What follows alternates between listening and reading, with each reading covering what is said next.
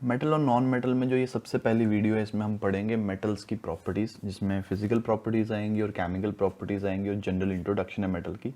तो मेटल्स के बारे में पढ़ने से पहले एक बार पीरियोडिक टेबल पे नज़र मार लेते हैं। ठीक है, हमारे पूरे पीरियोडिक टेबल में ज़्यादातर एलिमेंट जो है वो मेटल है। तो ये जो येलो कलर की लाइन दिख रही है आपको, बोरोन से लेकर पोलोनियम तक, तो ये सारे के सारे जो है हमारे पास मेटलॉइड हैं। इनको कई बार हम सेमीकंडक्टर भी कहते हैं। इनको मेटलॉइड या सेमीकंडक्टर बुलाने का रीजन क्या है? क्योंकि इनके अंदर इंसुलेटर और कंडक्टर दोनों की प्रॉपर्टीज होती हैं। एलिमेंट जो होते हैं लेफ्ट वाली साइड, लोअर लेफ्ट वाली साइड, उनको मेटल्स बोलते हैं, और जो एलिमेंट है हमारे पास अपर राइट साइड, उनको हम लोग नॉन मेटल बोलते हैं। और फिजिकल और केमिकल प्रॉपर्टीज के हिसाब से हमने एलिमेंट्स को मेटल और नॉन मेटल में डिवाइड किया है। तो सबसे पहले मेटल की फिजिकल प्रॉपर्टीज की बात करते हैं। शाइनी होते हैं देखने में, हाई डेंसिटी होती है उनकी, क्योंकि इनके जो एटम्स होते हैं वो बहुत ज़्यादा क्लोजली पैक्ड होते हैं। जो मेटल्स हैं वो बहुत अच्छे कंडक्टर होते हैं इलेक्ट्रिसिटी के, क्योंकि इनके पास मोबाइल इलेक्ट्रॉन प्रेजेंट होते हैं जो कि इलेक्ट्रिसिटी को कंडक्ट करने में हेल्प करते हैं। ये डक्टाइल हैं, मेलेबल हैं, यानी कि हम इनकी थिन वायर्स बना सकते हैं और इनको बीट करके हम लोग शीट्स में कन्वर्ट कर सकते हैं।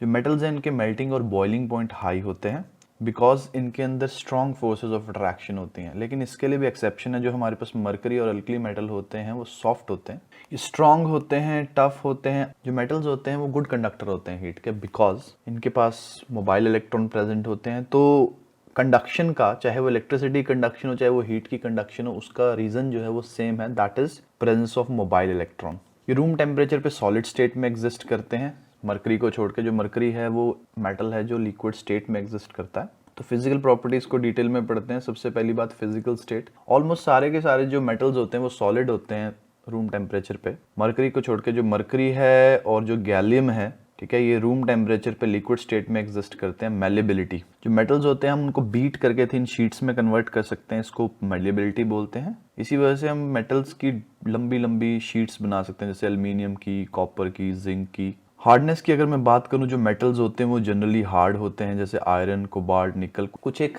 मेटल्स हैं जो एक्सेप्शन है, सोडियम और पोटाशियम, सॉफ्ट होते हैं, उनको हम लोग नाइफ से भी काट सकते हैं। जो नेक्स्ट प्रॉपर्टी है हमारे पास वो है मेटालिक लस्टर। लस्टर क्या होता है? Shiny appearance. ऑलमोस्ट हर मेटल की ना शाइनी अपीयरेंस होती है, उनके ऊपर सिल्वर शाइन प्रेजेंट होती है। तो मेटल्स के अंदर लस्टर की प्रॉपर्टी होती है, शाइन करते हैं।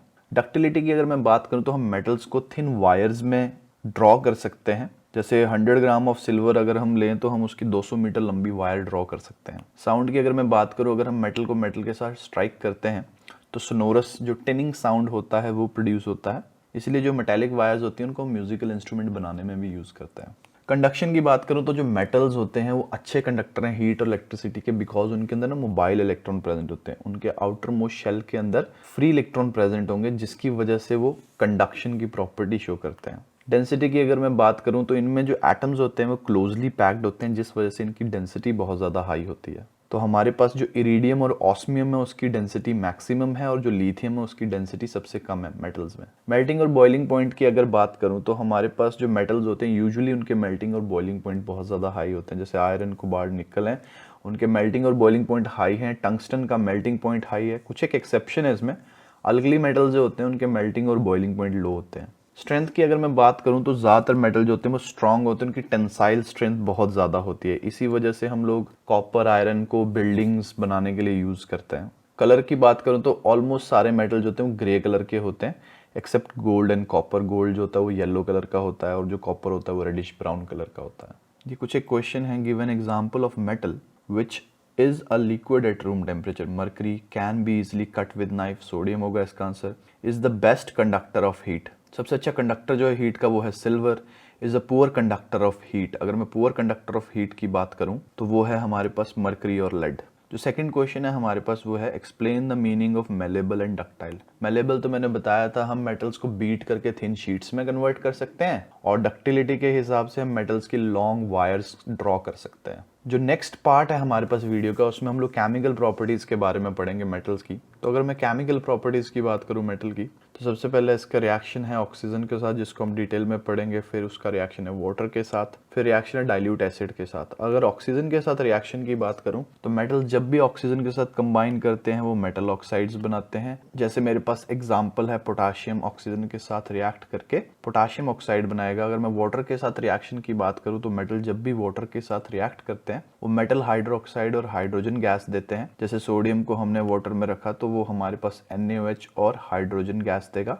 अगर मेटल के मैं रिएक्शन की बात करूं डाइल्यूट एसिड के साथ, तो एसिड के साथ जब भी मेटल रिएक्ट करता है वो मेटल सॉल्ट और हाइड्रोजन गैस देता है। जैसे एग्जांपल के लिए सोडियम को जब भी मैं हाइड्रोक्लोरिक एसिड के साथ ट्रीट करूंगा मेरे पास सोडियम क्लोराइड और हाइड्रोजन गैस आएगी। अब हम सारे के सारे रिएक्शन को डिटेल में पढ़ेंगे। तो सबसे पहले पढ़ते हैं रिएक्शन विद ऑक्सीजन। अगर मैं ऑक्सीजन के साथ रिएक्शन की बात करूं, जो मैग्नीशियम है वो ऑक्सीजन के साथ रिएक्ट करके मैग्नीशियम ऑक्साइड देता है और जब ये रिएक्शन होता है तो ब्राइट लाइट प्रोड्यूस होती है। अगर मैं एल्युमिनियम मेटल के साथ ऑक्सीजन के रिएक्शन की बात करूं तो एल्युमिनियम जो है वो हमेशा ऑक्सीजन के साथ रिएक्ट करके एल्युमिनियम ऑक्साइड बनाता है। बट ये रिएक्शन जो है वो रूम टेम्परेचर पे नहीं होता, हमें एल्युमिनियम को बर्न करना पड़ता है। अगर मैं पोटाशियम के साथ रिएक्शन की बात करूं, ये हमने पहले भी पढ़ा था रिएक्शन, पोटाशियम जो है ऑक्सीजन के साथ रिएक्ट करके पोटाशियम ऑक्साइड बनाता है। नेक्स्ट अगर मैं सोडियम के साथ ऑक्सीजन की रिएक्शन की बात करूं तो सोडियम ऑक्साइड बनेगा हमारे पास। लिथियम, पोटाशियम, सोडियम जो है ये सारे के सारे अल्कली मेटल बहुत विग्रसली रिएक्ट करते हैं ऑक्सीजन के साथ, यानी कि ये रिएक्शन जो होता है वो एक्सोथर्मिक होता है, इसमें बहुत सारी एनर्जी रिलीज होती है, हीट रिलीज होती है। अगर मैं आयरन मेटल की बात करूं तो आयरन जो है वो ऑक्सीजन के साथ रूम टेम्परेचर पे रिएक्ट नहीं करता, लेकिन अगर हम इसको एयर में स्ट्रांगली हीट करें तो ये रिएक्ट करके आयरन ऑक्साइड बनाएगा। और जो ये आयरन फिलिंग्स होते हैं, यानी कि आयरन के जो छोटे छोटे पीसेस होते हैं, ये स्पार्कल प्रोड्यूस करते हैं जब हम इनको बर्न करते हैं। अगर मैं कॉपर मेटल के साथ रिएक्शन की बात करूं तो कॉपर जो है वो ऑक्सीजन के साथ रूम टेम्परेचर पर रिएक्ट नहीं करता, इसको अगर हम एयर में बर्न करेंगे तो ये हमारे पास कॉपर ऑक्साइड देगा। अगर मैं जिंक मेटल की बात करूं ऑक्सीजन के साथ, तो जिंक मेटल भी जो है वो रूम टेम्परेचर पे रिएक्ट नहीं करता ऑक्सीजन के साथ, इसके लिए इसको हीट करना पड़ता है एयर में, और जिंक जो है वो जिंक ऑक्साइड देता है। नेक्स्ट मैं बात करता हूँ reaction of metal with water. अगर मैं वाटर के साथ रिएक्शन की बात करूँ तो जो हमारे पास सोडियम मेटल है वो वाटर के साथ रिएक्ट करके कॉस्टिक सोडा और हाइड्रोजन गैस देता है। अगर मैं रिएक्शन की बात करूँ एल्युमिनियम की वाटर के साथ, तो एल्युमिनियम कोल्ड वाटर के साथ रिएक्ट नहीं करता, लेकिन जैसे ही स्टीम पास करता है एल्युमिनियम मेटल के ऊपर से हाइड्रोजन गैस प्रोड्यूस होगी और एल्युमिनियम का ऑक्साइड बनेगा Al2O3। अगर मैं जिंक के रिएक्शन की बात करूं वाटर के साथ, तो जैसे हम जिंक मेटल के ऊपर स्टीम पास करते हैं वो जिंक ऑक्साइड और हाइड्रोजन गैस देगा। अगर मैं आयरन के रिएक्शन की बात करूं वाटर के साथ, तो ये भी कोल्ड वाटर के साथ रिएक्ट नहीं करता, जो एयर में मॉइस्चर प्रेजेंट है उसके साथ ये रस्ट बनाता है, और बेसिकली जब हम आयरन के ऊपर से स्टीम को पास करते हैं ये आयरन का ऑक्साइड बनाएगा और हमारे पास हाइड्रोजन गैस रिलीज होगी। जो नेक्स्ट रिएक्शन है हमारे पास वो है पोटाशियम मेटल का। जब भी हम पोटाशियम को वाटर के साथ ट्रीट करते हैं हमारे पास पोटाशियम हाइड्रोक्साइड बनेगा और गैस रिलीज होती है जो कि हाइड्रोजन गैस है। अगर मैं कैल्शियम की बात करूं वो वाटर के साथ रिएक्ट करता है और कैल्शियम हाइड्रोक्साइड बनाएगा और हाइड्रोजन गैस रिलीज होगी। जो नेक्स्ट रिएक्शन है हमारे पास वो है मैग्नीशियम मेटल की वाटर के साथ। जो मैग्नीशियम मेटल है वो वाटर के साथ स्लोली रिएक्ट करके मैग्नीशियम हाइड्रोक्साइड बनाएगा और हाइड्रोजन गैस जो होगी वो हमारे पास रिलीज होगी। जब भी हम स्टीम को पास करते हैं मैग्नीशियम मेटल के ऊपर मैग्नीशियम ऑक्साइड और हाइड्रोजन गैस फॉर्म होती है, तो वाटर के साथ स्लो रिएक्शन के थ्रू मैग्नीशियम हाइड्रोक्साइड बनाएगा और स्टीम के साथ जो मैग्नीशियम है वो मैग्नीशियम ऑक्साइड बनाएगा। तो ये कुछ एक रिएक्शन थे हमारे पास मेटल के वाटर के साथ। जो नेक्स्ट रिएक्शन है हमारे पास वो है मेटल के डाइल्यूट एसिड्स के साथ। तो सबसे पहला रिएक्शन है जब भी हम एल्युमिनियम को हाइड्रोक्लोरिक एसिड के साथ ट्रीट करते हैं we will get aluminium chloride. जब भी हम जिंक को सल्फ्यूरिक एसिड के साथ ट्रीट करेंगे we will get zinc sulphate and hydrogen gas. जब भी हम सोडियम को हाइड्रोक्लोरिक एसिड के साथ ट्रीट कर रहे हैं हमारे पास सोडियम क्लोराइड और हाइड्रोजन गैस आ रहा है। जब भी हम पोटाशियम को सल्फ्यूरिक एसिड के साथ ट्रीट कर रहे हैं पोटाशियम सल्फेट और हाइड्रोजन गैस आ रही है। जब भी हम मैग्नीशियम मेटल को हाइड्रोक्लोरिक एसिड के साथ ट्रीट कर रहे हैं मैग्नीशियम क्लोराइड और हाइड्रोजन गैस आ रही है। जो कॉपर, गोल्ड और सिल्वर हैं वो नोबल मेटल है, यानी कि नॉन रिएक्टिव मेटल्स हैं, ये पानी के साथ एसिड्स के साथ रिएक्ट नहीं करते। तो बेसिकली हमने सारे रिएक्शंस पढ़े कि ऑक्सीजन के साथ रिएक्ट करके जो मेटल होता है वो ऑक्साइड फॉर्मेशन करता है, वाटर के साथ रिएक्ट करके जो मेटल होता है हमारे पास वो हाइड्रोक्साइड और हाइड्रोजन गैस रिलीज करता है, और एसिड के साथ जो मेटल होते हैं वो सॉल्ट और हाइड्रोजन गैस बनाते हैं। जो नेक्स्ट पार्ट है हमारे पास, तो बेसिकली एक चार्ट है जिसमें एयर, वाटर और एसिड के रिएक्शन को शो किया हुआ है। अगर मैं एयर की बात करूं तो हमारे पास जो पोटाशियम और सोडियम है वो विग्रसली रिएक्ट करते हैं एयर के साथ। कैल्शियम से लेकर आयरन तक जो विग्रस रिएक्शन होता है वो नहीं होता, नॉर्मल रिएक्शन होता है। लेड से लेकर मरकरी तक रिएक्शन स्लो होता है। सिल्वर और गोल्ड का कोई रिएक्शन शो नहीं होता। वाटर के साथ अगर मैं बात करूं, पोटाशियम से लेकर कैल्शियम तक के जितने मेटल हैं वो कोल्ड वाटर के साथ भी रिएक्ट कर जाते हैं। जो मैग्नीशियम से लेकर आयरन तक के मेटल हैं वो हमेशा स्टीम के साथ रिएक्ट करेंगे, और लेड से लेकर गोल्ड तक कोई भी रिएक्शन नहीं होता। अगर मैं एसिड के साथ रिएक्शन की बात करूं, जो हमारे पास पोटाशियम से लेकर आयरन तक के मेटल्स हैं वो स्ट्रॉन्ग रिएक्शन शो करते हैं डाइल्यूट एसिड के साथ, यानी कि हाइड्रोजन गैस प्रोड्यूस होगी और रिएक्शन जो होगा वो विग्रस होगा। जो लेड से लेकर मरकरी तक हैं वो कंसंट्रेटेड एसिड के साथ रिएक्शन शो करते हैं। जो हमारे पास सिल्वर और गोल्ड है वो एसिड के साथ भी कोई रिएक्शन शो नहीं करते।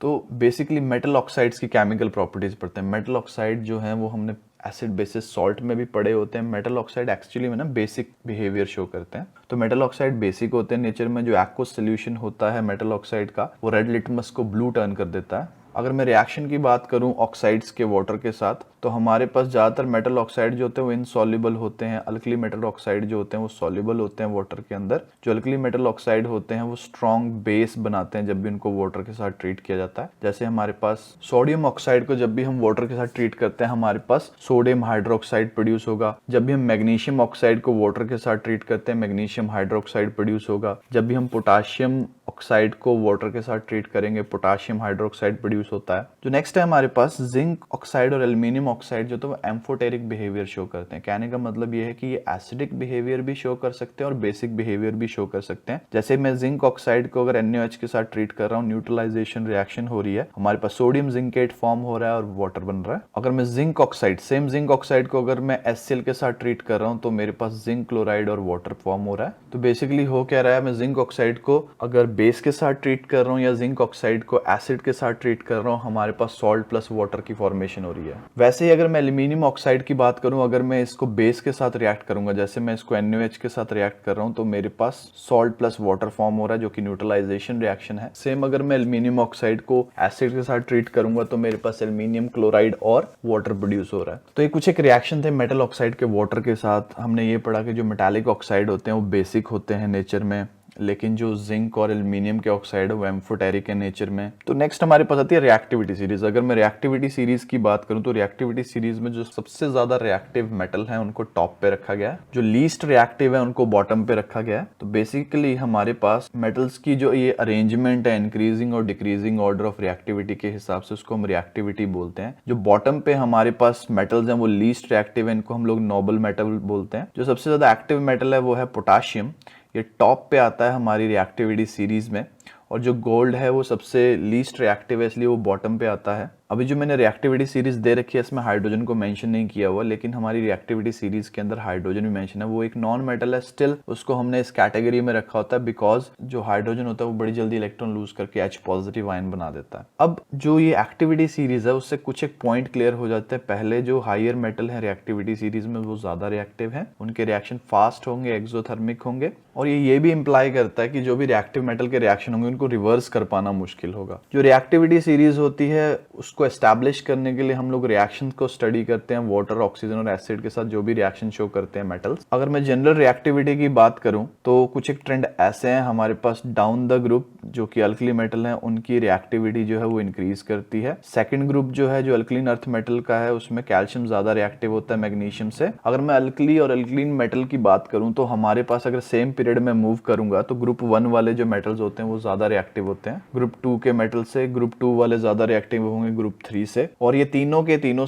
ज्यादा रिएक्टिव होंगे ट्रांजिशन मेटल से। अब ये सारी की सारी जो प्रॉपर्टीज हैं वो जो पीरियोडिक क्लासिफिकेशन वाला चैप्टर है वहां से स्टडी करके पता चलता है कि ग्रुप्स क्या होते हैं, पीरियड क्या होते हैं। तो पीरियोडिक टेबल में ये जो ट्रेंड्स हैं रिएक्टिविटी के वो हम लोग रिएक्टिविटी सीरीज के हिसाब से स्टडी कर सकते हैं। अब जो मेटल सोल्यूशन होते हैं वो दूसरे मेटल सॉल्ट के साथ भी रिएक्ट करते हैं। जैसे हमारे पास मेटल A है वो सॉल्ट ऑफ मेटल B के साथ रिएक्ट करेगा। ये एक्चुअली में एक डिस्प्लेसमेंट रिएक्शन है। जो रिएक्टिव वाला होगा वो लेस रिएक्टिव को डिस्प्लेस कर देता है। जैसे आयरन कॉपर सल्फेट में से कॉपर को डिस्प्लेस कर देगा, एल्यूमिनियम जिंक जो होंगे कॉपर सल्फेट में से कॉपर को डिस्प्लेस कर सकते क्योंकि ये कॉपर से ज्यादा रिएक्टिव है। अगर मैं कॉपर को सिल्वर नाइट्रेट के साथ ट्रीट करूं तो जो कॉपर है वो सिल्वर नाइट्रेट में से सिल्वर को डिस्प्लेस कर देगा क्योंकि कॉपर जो है वो ज्यादा रिएक्टिव है सिल्वर से। अगर मैं सिल्वर मेटल को ट्रीट करूं कॉपर सल्फेट के साथ कोई रिएक्शन नहीं होगा क्योंकि जो सिल्वर है वो लेस रिएक्टिव है कॉपर सल्फेट से। तो सिमिलरली हमारे पास अगर मैं गोल्ड को कॉपर सल्फेट के साथ ट्रीट करूंगा तो ये रिएक्शन नहीं होगा होगा क्योंकि जो गोल्ड है वो लेस रिएक्टिव है कॉपर से। ऐसे अगर मैं एल्यूमिनियम नाइट्रेट को कॉपर के साथ ट्रीट करूंगा रिएक्शन नहीं होगा क्योंकि ये लेस रिएक्टिव है। नेक्स्ट हम बात करते हैं यूजेस की। तो हमारे पास यूजेस की बात करूं, जिंक मेटल को हम गैल्वेनाइजेशन के लिए यूज करते हैं ताकि आयरन पे रस्ट ना लगे। आयरन को हम लोग कंस्ट्रक्शन मटेरियल में यूज करते हैं क्योंकि वो स्ट्रांग है। टिन को हम लोग सोल्डर वायर्स बनाने के लिए यूज करते हैं। लेड को हम लोग वाटर पाइप, पिगमेंट्स, बैटरीज बनाने के लिए यूज करते हैं। जो टाइटेनियम है एयरक्राफ्ट इंडस्ट्री में उसका बहुत ज्यादा यूज है। जो प्योर मेटल होते हैं वो इलेक्ट्रिक सर्किट के लिए जीरो रेजिस्टेंस शो करते हैं तो हम उनको सुपर कंडक्टर्स बनाने के लिए यूज करते हैं। सारे के सारे मेटल जो है जिरकोनियम और टाइटेनियम को भी मिला के उनकी एटॉमिक और स्पेस प्रोग्राम में बहुत बड़ी एप्लीकेशन है। जो मरकरी है उसको हम लोग थर्मोमीटर में यूज करते हैं। जो सिल्वर, गोल्ड, प्लैटिनम है उसको हम प्रीशियस ज्वेलरी बनाने के लिए यूज करेंगे। जो हमारे पास रेडियो एक्टिव मेटल होते हैं जैसे यूरेनियम, प्लूटोनियम, उनको हम लोग न्यूक्लियर पावर प्लांट में यूज करते हैं न्यूक्लियर फ्यूजन के थ्रू एनर्जी बनाने के लिए। तो ये कुछ एक यूजेस थे हमारे पास मेटल के, और इसके साथ ये वीडियो ओवर होती है। इस वीडियो में हमने मेटल की फिजिकल और केमिकल प्रॉपर्टीज के बारे में पढ़ा और उसके यूजेस पढ़े।